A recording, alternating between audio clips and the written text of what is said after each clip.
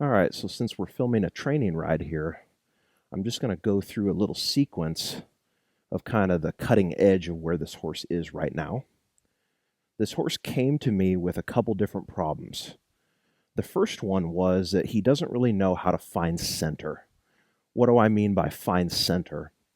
I mean that you can take a hold of him and create a little bit of roundness, lift, and vertical flexion and get him collected, and that he stays with you and stays between your legs and hands. It basically means, I can take a hold of him, get him gathered, and then keep tracking forward on a straight line if I want to keep his body straight. Or maybe I take him onto a circle and I maintain that same contact, just now with a little more bend, and we track around on a circle. Or maybe I maintain that shape I created in that bend, but I push his feet straight. So what I just did right there, when he initially came here, he really struggled with that. And it's a combination of two different things. One, just not really knowing how to find center, knowing where to be, meaning accept the framing and accept the structure being provided by the rider's hands and legs, and just stay in that position with me. Don't try to rush ahead. Don't try to lag behind. Don't try to lean or wiggle left and right. Just accept my legs being on, accept the aids being on, and stay there patiently. He really didn't know how to do that. He was kind of in a mentality of getting, kind of slam banged around.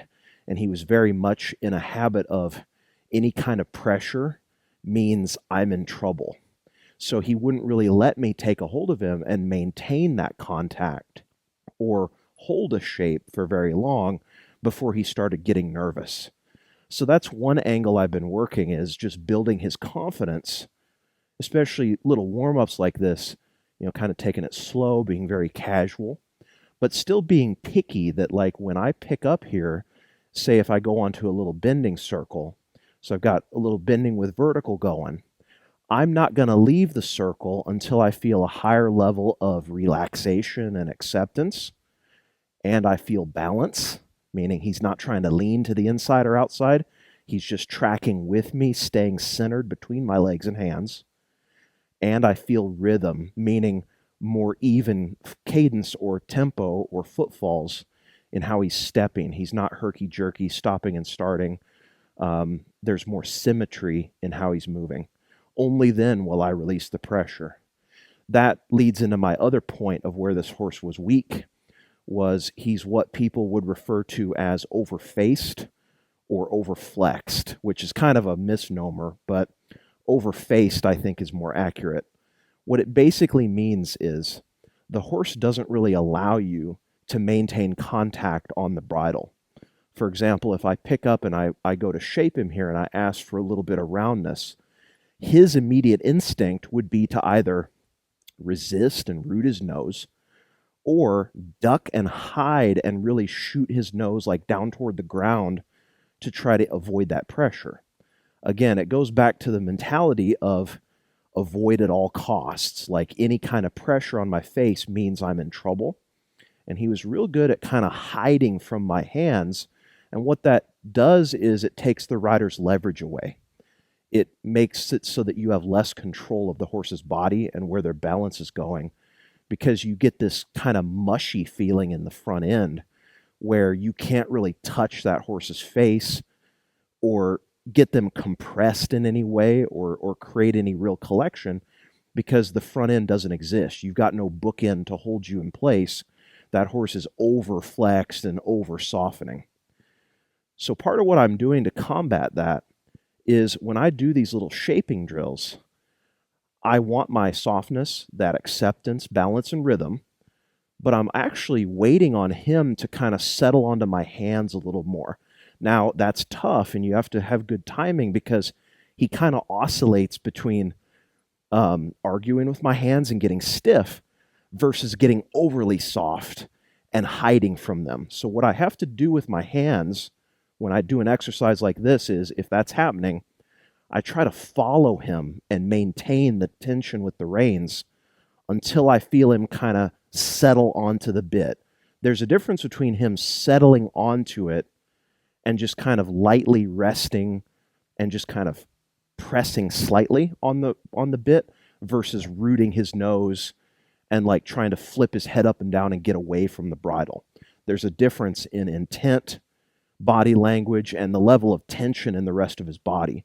I want to feel him where he's really relaxed, he's breaking at the withers, but he's actually kind of resting on my hands slightly. In other words, I'm trying to bait him when in those moments where he's being overly soft. I'm trying to bait him to actually be slightly stiffer and come to the bridle rather than trying to completely duck away and hide. So to do that, I'm being very smooth and very inviting with my hands. Now, if he roots against me, I firm up right away, but then just as quick, I relax and kind of have this spongy, elastic feeling with my elbows and wrists. I try to let him kind of bounce around, find no release, and then ultimately start to settle onto my hands. And then, like right there, he's kind of lightly towing me forward. So I release my hands and let that follow the extension of his nose, kind of like he's taking me out of it.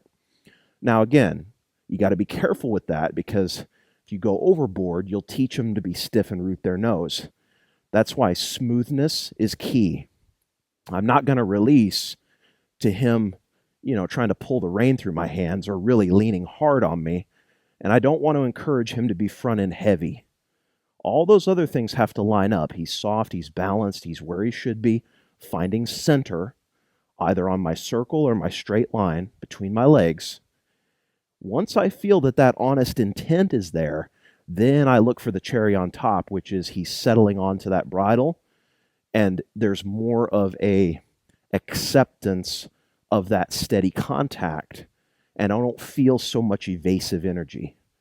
That's really important with a horse at this stage. He needs the parameters of knowing where to be, where to find center underneath me, not be leaning and wiggling and trying to escape. He also needs to understand that the very fact that I'm applying pressure to you does not mean you're in trouble. Now, I'm going to ask you to do things. I want you to be soft. I'm going to ask you to move your body around. But just stay here with me. My hands are going to be effective to get him soft, but I have an inviting energy as well. It's a hard balance to achieve, but you can kind of play with it if you're really listening to what the horse's energy and body language tells you. You can modulate your own intention and energy. Maybe when I start the circle here, I pick up and initially he kind of roots his nose or he really starts to lean his body. So in that moment, I get firmer, push him into it more aggressively, and then as he starts to adopt that frame again, then I just as quickly relax and start to settle. Once he finds it, it's just training through contrasts. It's making him feel a certain type of way when he's doing it wrong versus when he starts to find that spot. It's kind of like that game you play as a kid where, you're looking for some treasure or something, and as the person's walking around blindfolded, you go, "Oh, you're getting warmer. You're getting warmer. Up, colder now. Colder. Oh, now warmer." Okay, that's basically what we're doing with the horse, except I can't talk to him, so I got to use my body and my intention and energy and how aggressive or relaxed I am with my cues. That's pretty good there. What I'm going to do now is I'm going to start to get pickier because of that sort of overbentness that we detected before. One of the interesting things I've noticed with this horse when I go do this bending with vertical exercise is that he wants to kind of fold over and become almost too bent. Okay, and that's something that we talk about a lot is like, if you are so focused on suppling, but you never evolve beyond that mindset of like, get off the bridle. If you never evolve that to the next level, it becomes actually a detriment to you because the horse goes from just being soft to now knowing how to lean and wiggle and overbend and evade pressure. So what I'm doing in this drill is I'm actually not being as picky with him as I would be with some horses about the amount of lateral flexion and about how much his hip is coming up underneath. that inside hind leg is already really wanting to step up underneath. I have plenty of engagement there, so I don't need to be burying my inside leg and trying to get him to wrap around me. If anything, it would diminish that balanced feel. What I'm actually going for here is to maintain my circle. And I want to feel when I pick up and get him in a more collected position here and maintain that contact on the reins, I want to feel this movement in the shoulder here, that he's staying on the circle. Okay. Let's talk about what I'm feeling in the front end. His inside front foot.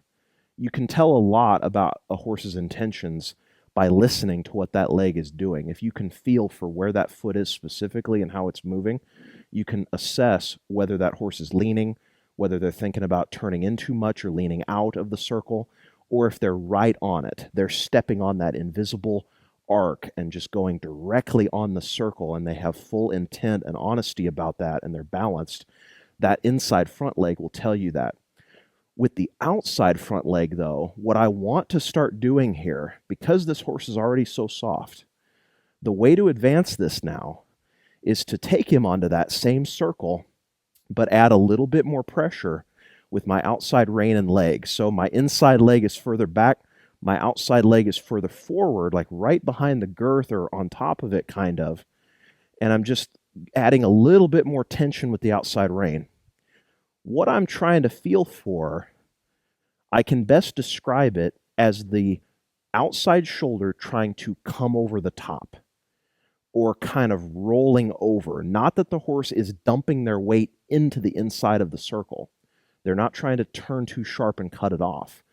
But you feel this sort of kind of rolling motion with the outside shoulder, and that tells you a couple things. One, it means the horse is very balanced.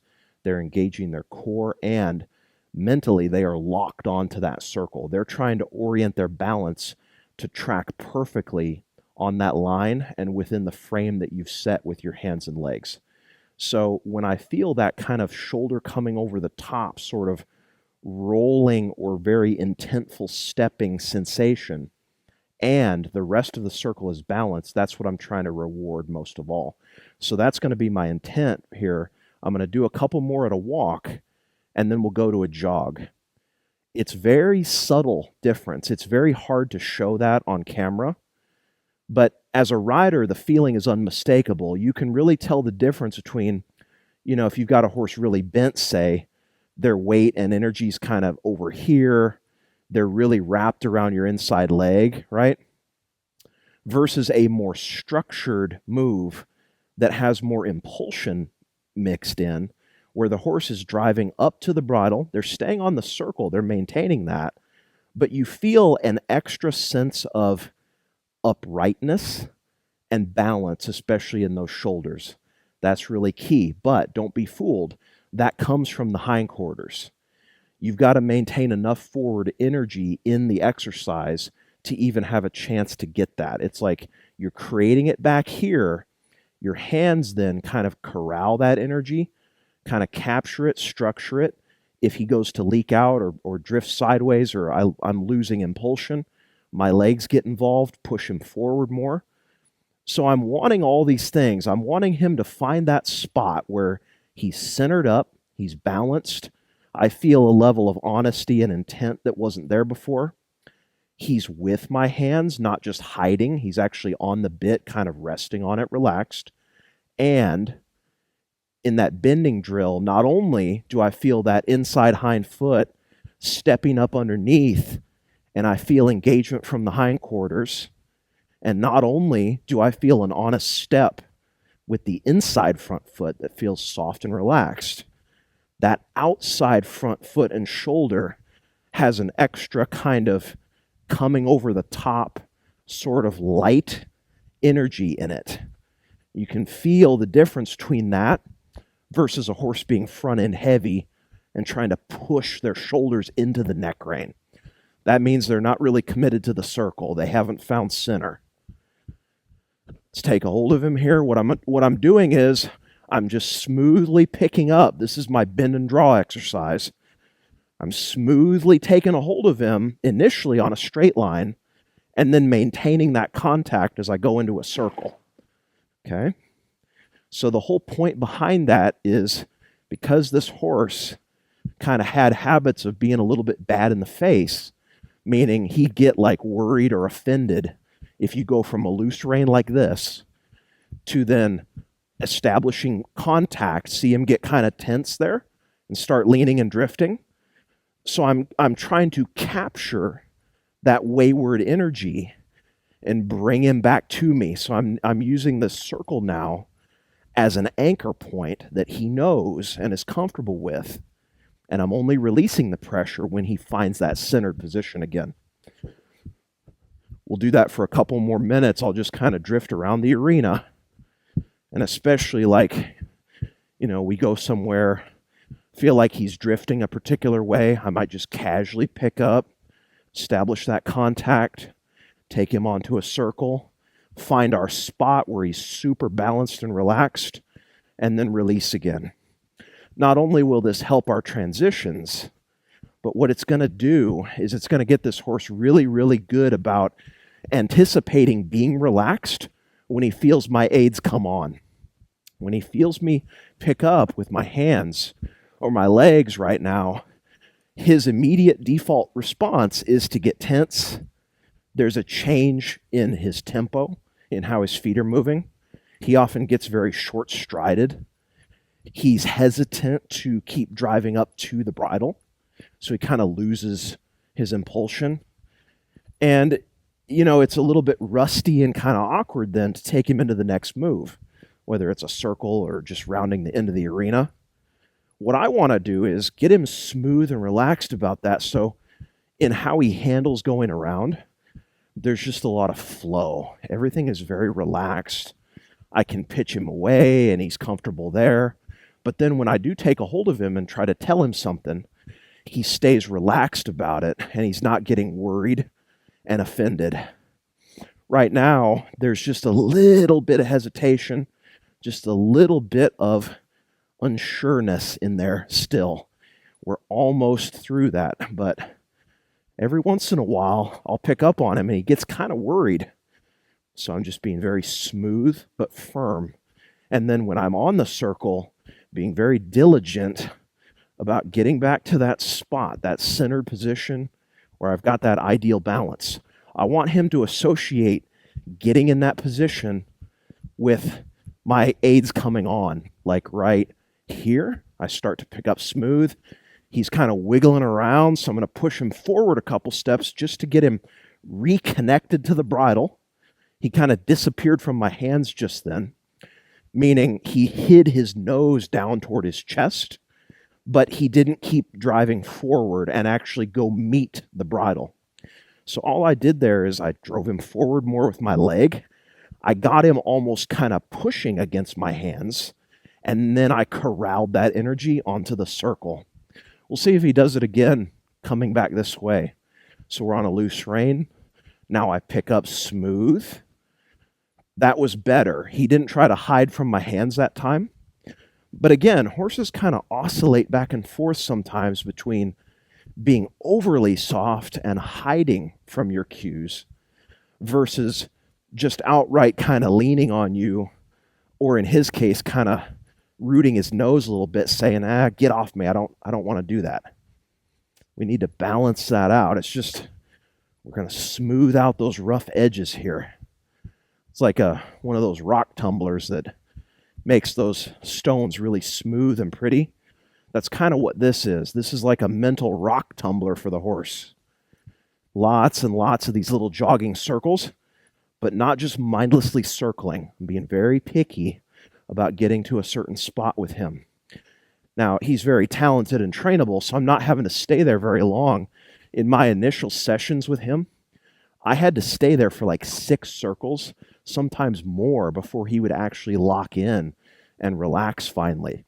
He's starting to do that within a circle or two, which is why I'm releasing sooner. At the start of this, depending on how wiggly that horse is, you might have to take a lot more time, and I certainly did with him in the early stages to just get him settled, okay? Now, a big part of his thing about, not being super balanced, being broke technically, meaning broke loose, maneuverable, can do some things, but not really being soft and willing about it, or I should say honest about it or intentful about it. Basically, he just doesn't know his job yet. And so part of that, what that creates is a feeling of like wiggliness and unsureness, which is pretty typical. It's like standard operating for a green colt that doesn't really know how to carry themselves, and they just kind of amble around and they wiggle back and forth, and they're not like, they can't just line out and stay committed to a line and stay balanced. So how we evolve this shaping is we're going to do that on a straight line. Where this horse is at right now, he needs those hinging exercises, and to not just create shape on a circle, because the circle, the whole reason I start there is because it makes it easy. It makes it easy to establish the lateral bend that we need. It's an exercise the horse has done a lot and they're comfortable with. In the beginning stages, we're just doing inside leg, inside rein, just get the horse softening around our inside leg a little bit.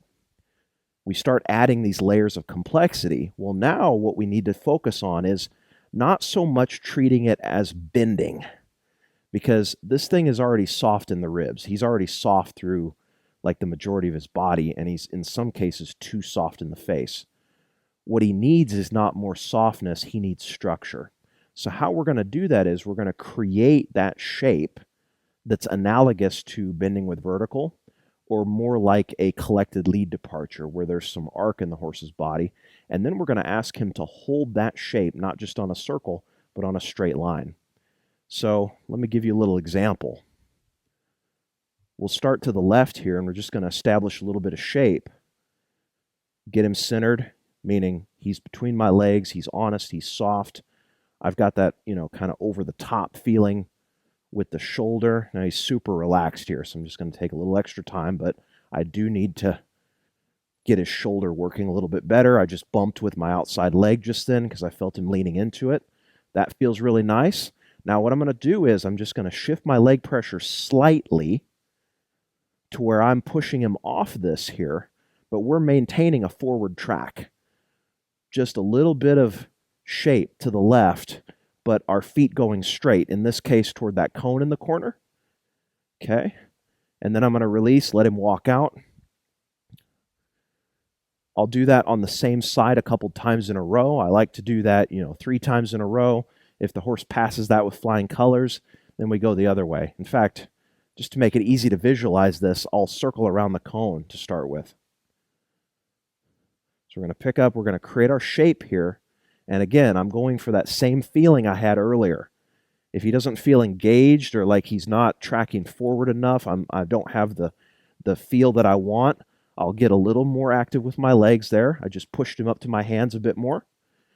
Now that feels good, so what I'm going to do is try to maintain this, just bring my inside leg forward a little bit, okay, and push him off that. He's getting good about that.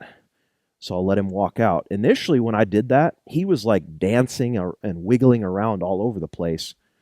So one way that you can do this and make it like brain dead easy, I'll show you when I get up to the corner, is if your horse is decent about these circles and you can develop a little shape, you can do that around a corner. Use the corner to kind of help you create some arc in the horse's body here.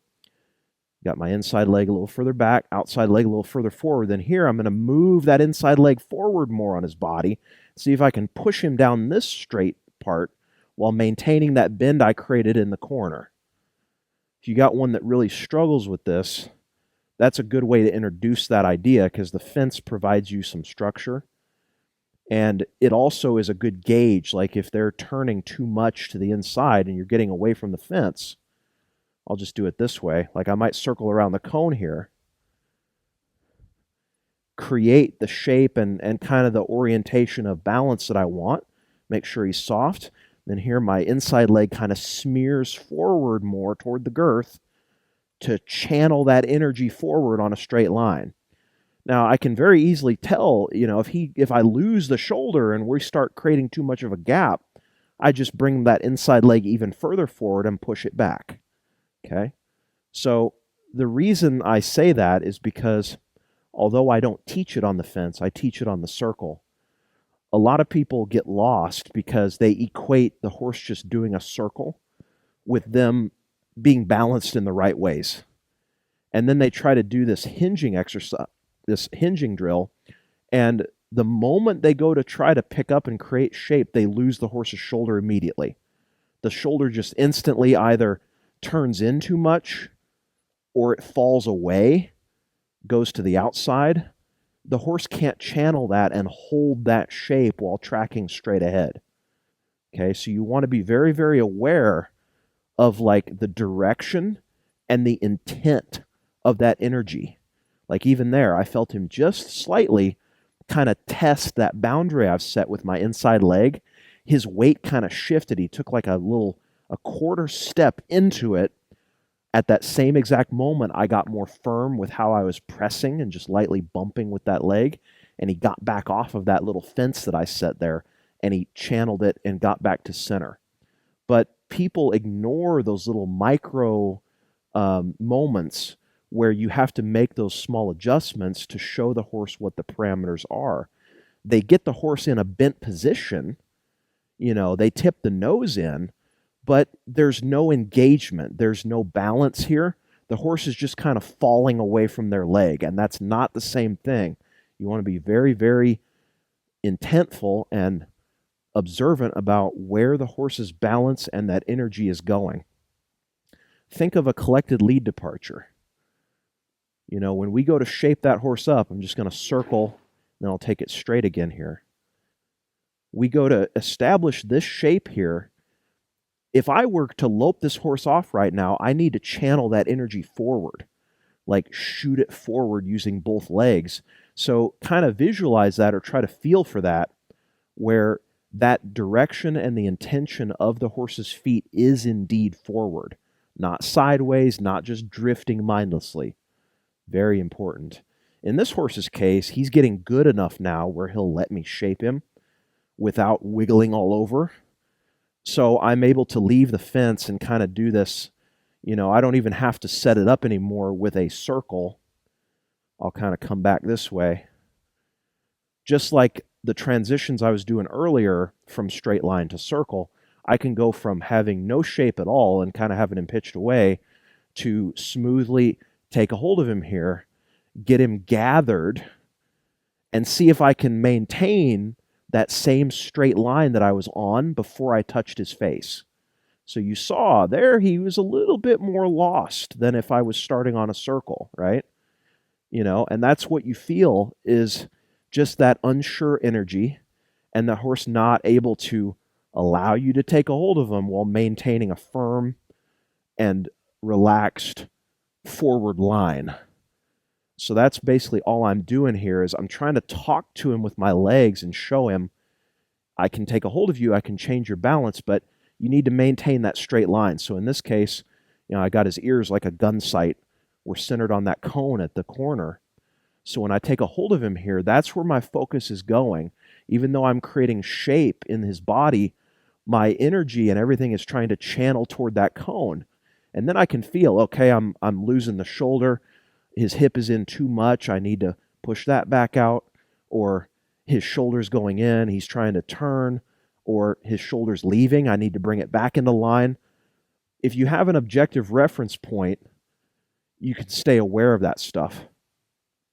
So this is all I'm doing. I'm trying to get him in a position here that is analogous to, in fact, it's almost exactly the position you need to take in a collected lead departure, key word, because a lead departure is a forward move. So we need to maintain forward energy, not just get so overbent and lost that we lose our impulsion. So I'm just kind of talking to him with my legs here because every half step he's either trying to lean left or he's trying to lean right. So I'm just staying with him here, keeping my legs close and just pressing or lightly bumping as needed to keep him going forward and encourage him to hold that shape. When I feel him take a little bit more initiative and do it with less micromanaging from me, that's what I'm releasing to. That's what I'm trying to incentivize here, or just show him that that's the right thing. I'll do that again. I'm going to pick up here. Again, I would like, in an ideal world, for there to be no change in the tempo of his feet as I do that. Obviously, he's not at that level yet. He's kind of drifting around. He's not quite sure. He doesn't want to be held in that position. He's not comfortable yet. There, as he starts to settle into that, then I release. This is literally the same exact idea as we were doing on the circle. And that's what makes it effective, is like, it's a higher degree of difficulty now because we're on a straight line. It's not as easy and intuitive as the circle was. But the horse starts to realize, oh, I get it. The same rules apply, and he's trying to get me into a similar feel here as we had on the circle. Ah, I get it. Okay, they don't consciously consider that, but that's basically, when you add it all up, what's happening. So there, he got very wiggly. I'm just letting him run into those fences I've set, keeping my legs close, just channeling his energy forward. Don't lose everything to the right or left. Go forward. Slightly better. I release, walk out, come back the other way. This is the kind of stuff that, because it's slow and because it's methodical, we're not loping a ton of circles. We're not doing anything fast. We're not running and stopping hard. This is the kind of stuff that it looks like you're not doing much. But this stuff is so important. Like, I should contextualize that. If you have a horse that's talented enough and you're a really great rider, you don't need to be as diligent with this, because you can just manufacture things, kind of, slam, bang, ram, and jam a little bit and get the maneuvers done. But you're on a ticking clock at that point where you can only show that horse so many times before some really bad habits start to creep in. And then it just becomes a discussion about how good-minded is that horse and how quickly does their performance degrade. If you want to shore that up and ensure longevity, especially mentally, this is the kind of deep work that you have to spend time on. It's boring, but it's so crucial. Here I'm just maintaining what I'm doing, just like on a circle I would be if he was drifting. I'm responding with my legs to get him centered back up every time he tries to lean or drift or run through that. And then just waiting to where he settles, and I feel a little bit more intentful balance and some symmetry there. And then I'll release to that. I'm going to do a couple more on that right side. That's definitely his worst way. He's a lot more comfortable going left. And that's common too. Most horses will have a side that they're not as good at. So we're just going to do 2/3 on the bad side, 1/3 on the good side, until they're more balanced up. Now, because of this horse's prior training, what he wants to do is either get overbent, or he wants to bring that hip in and get that hip leading way too much. Really step that hip up underneath. And although that's good, and that's certainly a button that I want to have on my horses, just like I was talking about earlier with the overbending, you do too much of that, it becomes a liability. Because now, instead of allowing you to control his balance and channel that energy on a particular line, that horse is just over-rotating and kind of hiding from your leg and not letting you keep him in a position. So that's all I'm doing here, is I'm kind of dulling him out slightly to my leg in the interest of, hey, you don't need to squirm around and hide just because my leg is on. You're not in trouble. When I lightly press like that, just maintain that shape. Don't try to overdo it here, okay? However, him trying to offer something for me, obviously part of it is evasive, right? But he is really moving that hip over. Like, he's quite good with that. That is a good thing, and that'll come in handy later. But that's not quite what we're working on now. I'm going to go back to the left one more time here. Again, I don't want to feel those shoulders fall away. I want him to, and that time was pretty good. I felt him step up and kind of into and through himself. Like there's a thin little chute or an alleyway that we're squeezing through, even though his body's angled over and shaped slightly. He's still maintaining that straight line. You can feel when there's evasive energy versus that horse is committed to where you're putting him. There, his shoulders went right away towards the wall. Like before I was even fully picked up and with him, he was already trying to go a different way. That's the kind of stuff that you just need to set up situations where you allow the horse to make that mistake and then show them where center is, get between my hands and legs again, and find that spot again. Go to the right one more time. You can even see him like he's expecting me to do some kind of shaping to the left. He very much needs work on this right side and to get balanced up here. That's why I keep going back to the right, but just keeping it really chill. You could see how this horse, if I don't play my cards right, this thing could get really squirrely, hot, pissy, ducking and diving and leaning and wiggling. We don't want that. We need to shore him up. We need to make him feel more solid under us, even if that means temporarily dulling him up slightly to our leg, or kind of, some people would look at it and they'd say, well, you're teaching stiffness. Not really. We're just teaching structure here. We're teaching him how to adopt the shape. Let us put you in there and then stay there. Don't look for an instant total release. Pressure is not your enemy. Stay with me a little bit. Let me help you here. There, and when you relax and accept that, that's the answer. Not just trying to hide from my cues. What this horse is good at, just through habit, is he looks for a problem. He's expecting that when the human touches my mouth, or when the human puts their leg on, I'm going to do something they don't like, and then we're going to get in a fight.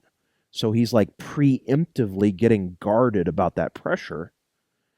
And all I'm saying is, nope, I'm not going to fight you. I'm just going to stay with you till you make the decision to let me put some frame around us and get some structure. When you adopt that mold and hold it for me, then you get a release.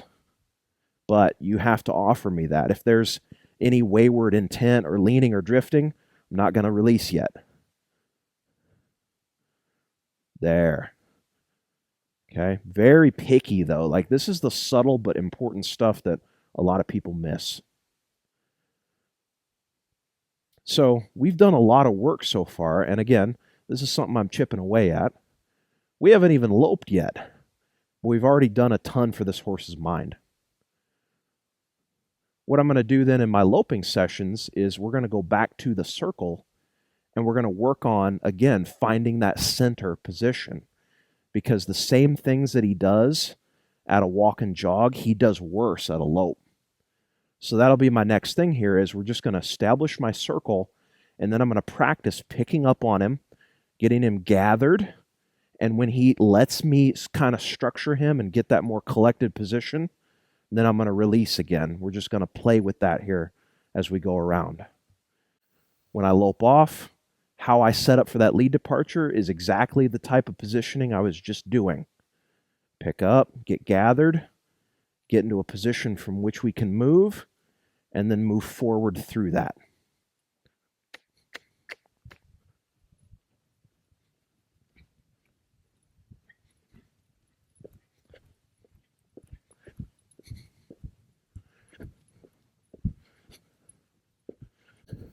He's very, very tense right now, so all I'm going to do is just kind of hold this here. He's trying to blast off the circle with his outside shoulder. I'm just holding that pressure, kind of waiting for him to get more structured. Here again, he's hitting that barrier. I'm just lightly bumping. There. When he finds center and I feel that change in his body, I release. Same thing here again. Pick up. I'd like him to be a little faster here. His balance is going all over. There, he got centered up. There's a level of uprightness and kind of correctness that you feel. This is all just a reaction to him running into a barrier that he wasn't respecting.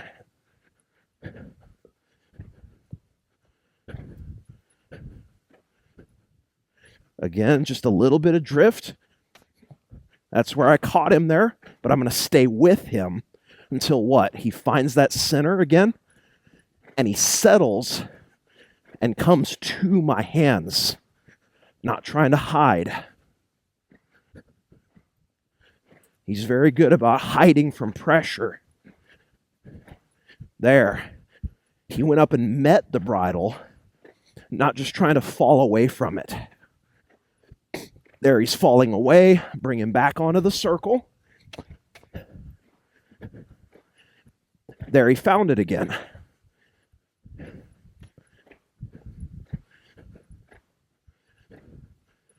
Slightly falling away. I can feel that sort of wayward intention there. Okay, I'm going to stay with him a little bit longer. I'm going to keep the reins picked up. I'm going to keep my legs in him, just bumping with rhythm here, in rhythm with his stride. There, till he finds a more ideal position, and then I'll release to that. See what he does through here again. Kind of lost it there. So I know on that kind of quadrant of the circle, I'm going to help him this time through there. Pick up, get my legs on, bumping, bumping, bumping. Go up and meet that. Roll up into that bridle. Roll up into that bridle. Don't just lean and drift. Every time he does that, he's running into pressure. Same thing here. Go meet, yes. Meet and honor that bridle and that outside leg. Don't just run away from it or run through it. Meet that pressure. Good. Stay with him here till it's more relaxed. Just going to rock my hands a little bit because, again, he oscillates between being very overly bent and hiding his face versus being very stiff. There. Find that spot right there. That's what I'm releasing to. Yes, that. Find that spot right there.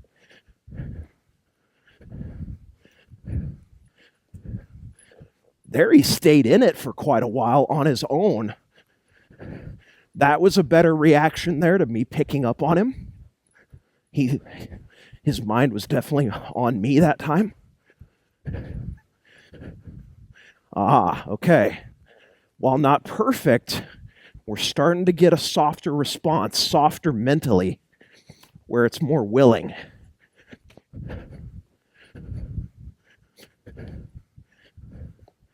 Good job.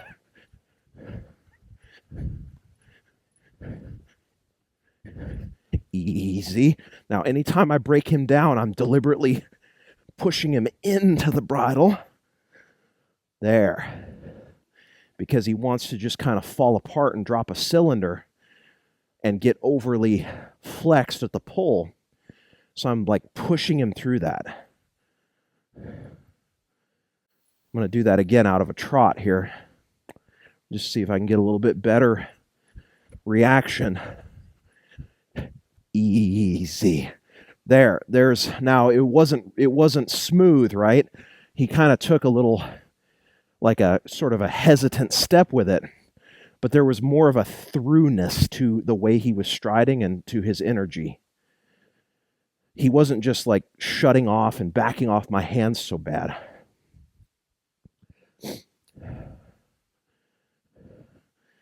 Just going to do that same exercise. It's just scaled up to a much bigger circle, obviously. We'll turn and go the other way because that's the way that he struggles more. But you can see how these problems sort of manifest at that faster gait, right? It's the same fundamental issue. It's just it's more apparent with that loping. That's why it's so important to get that stuff and be so picky about it. When a horse gets to this level where you can be picky, you've got to really perfect it at the slower gaits. You got to give them a mental reference frame so that when you get to the speed part and you're doing that but on a loping circle, it doesn't just become a big fight. You're going to meet resistance, no doubt. But if the horse has some frame of reference to something that you've built at a walk and trot, they can put 2 and 2 together a lot easier. And then it's just a matter of you being good with your timing and repetition to do the rest.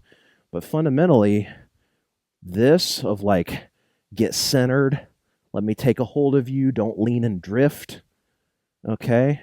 Be more solid under me. That's what we're doing. We're just doing it at a lope now. We'll do that same thing where I'll kind of take him into that shape a couple times, and then one of these times I will actually carry that through into a lead departure. Anytime I don't actually lope off, I'm still getting into a position where I feel like if I did want to lope off, he could step off into that easily because he's balanced in the right ways. Like there, if I wanted to lope off from that position, I could have very easily.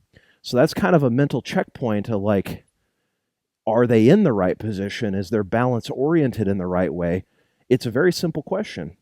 Do you feel like if you loped off from that moment, it would have gone easily? Or do you think the horse would have been choppy about it or rushed or taken the wrong lead? If it's any of those things, it wasn't right. Okay. So, like there, we're losing our forward energy. He's kind of arguing with my hands a little bit. So I actually pushed him through that. I got a little bit firmer with my hands, but really, it's my legs pushing him up to that bridle that's the difference maker. All right, let's actually lope off here once he feels good. We're going to do the same concept to the right here. We're just getting him to adopt some structure. Just allow me to frame him with my legs and hands and not be so evasive. We're just building confidence.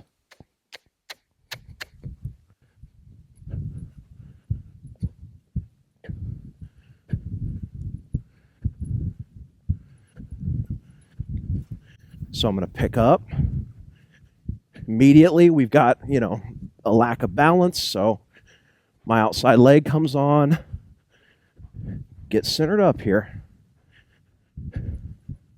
I want that shoulder, rather than just plowing off to my left, it needs to be on the circle.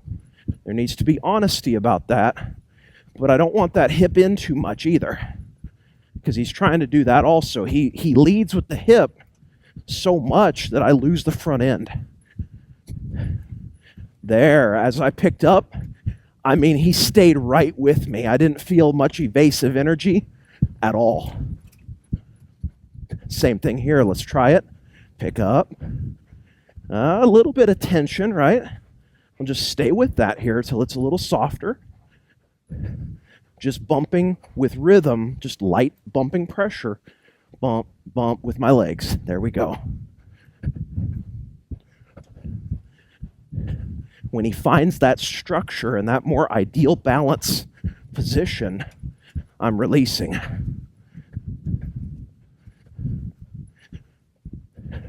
There, he was very accepting. There was like very little change there. So I released.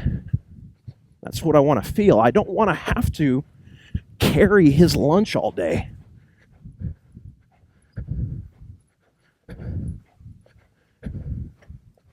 Just a little bit of stiffness here. I'm just going to stay with him.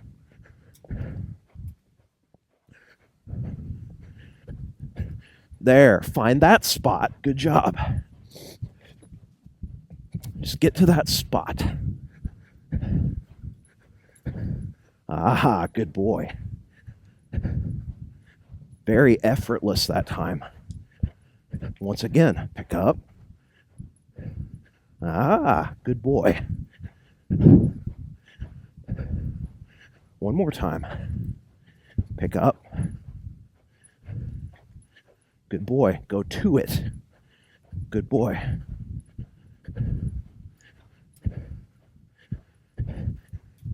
Easy. Go through that. Go to it and through it. Don't hide your head. There. Get stiffer, basically, is what I want right there. Don't just curl and break at the pull. Let's try a couple more of those downward transitions here. We're just going to trot forward, and then as I slow him down, I'm actually going to push him into the bridle and see if I can create more of a feeling of throughness there. Easy. See, we really lose it right there, so I'm just bumping. As he starts to settle onto the bit, I'm just teasing him. Like I'm saying, come here, lean on me. Be stiff. Come on. I'm just trying to feed that rein out slowly and almost invite him to lean on me just a tad. Let's try it again. Trot off. The reason you might say, well, why are you pulling so much and taking him so deep behind the vertical if you don't want that? Well, because I got to go meet him where he's at. Easy. That was better. Still maintain forward. Okay, but that's a really good question. Like, why are you because people see that and they're like, oh, he's doing that on purpose. No, what I'm trying to do is just maintain the same amount of like pounds per square inch of pressure or rein contact that I initially started with, okay? It's very basic psychology. Like if I pick up, say, with 1 pound of pressure, the horse ducks their chin in and takes that away. They create slack in the rein. If I don't do anything with my hands and I allow that to happen, what did the horse just do? He found his own release of pressure, right? So let's say, again, I pick up with 1 pound of pressure. The horse tries to hide and duck their chin way behind the vertical. I have to follow that and float my hands back to maintain the same amount of tension, the same 1 pound of pressure, regardless of where his nose goes. And then as he starts to go forward and go to the bit, I ease my hands forward and basically, on one hand, invite him to do that, and then ultimately give him a release when he finds a more ideal position. So I don't like that, but sometimes that's necessary. You have to go kind of dig the horse out of that hole. Otherwise, they will learn a very bad habit of hiding from your hands back there. It's very, very hard to fix because, as I said at the start, it takes your leverage away. If that horse won't allow you to maintain a degree of tension and contact, it's really hard to get them collected. It's really hard to do the other advanced maneuvers that we're going to be doing pretty soon. So that was a good little session. What I'm actually going to do now is I'm going to cool him off by just walking a lot of long straight lines. Every so often, I'm going to pick up and shape him just like we started with. I'm going to be a little bit less picky, but ultimately my goal is to remind him of that, chill him out, cool him off physically, and then put him away on a really good mental note. So this was a good look into where this horse is at right now and some of the strategies. I'll finish with this. I'm probably not the first person to say this or think this, but a little quote that I like to share is that on a green colt, one that we're just training and just getting a foundation, we spend a lot of our time teaching them to go straight on a straight line and curved on a curved line. Meaning with a green horse, we do a lot of line out, follow your nose, let me turn you. If I put you on a circle, follow that and bend to the circle. Don't just leave. With an advanced horse, we kind of invert things a little bit. We work on getting them curved on a straight line and straight on a curved line. So we did a lot today of getting the horse curved, i.e. shaped, on a straight line. When we do our forward and around or straightness on a circle exercises for advanced neck reining, spins, things like that, we're teaching straightness on a circle, getting the horse straight on a curved line. So with a green horse, we go straight on a straight line, curved on a curved line. With an advanced horse, we go curved on a straight line, and we spend a lot of time getting them straight on a curved line. That's kind of the weird paradox that we live in. Where this horse is at is he's right in that transitory period between where he's just starting to learn how to get curved, get shaped, and hold that shape, but maintain a straight line going forward with his feet the whole time. And that means we're getting advanced balance on him. That's going to help us so much when we go to do flying lead changes, spins, our circles, speed transitions, things like that. So I'm really proud of this horse so far. I'm going to cool him out, finish with a little bit of low effort, low energy shaping, put him away on a really good relaxed note, and we'll get back at it tomorrow.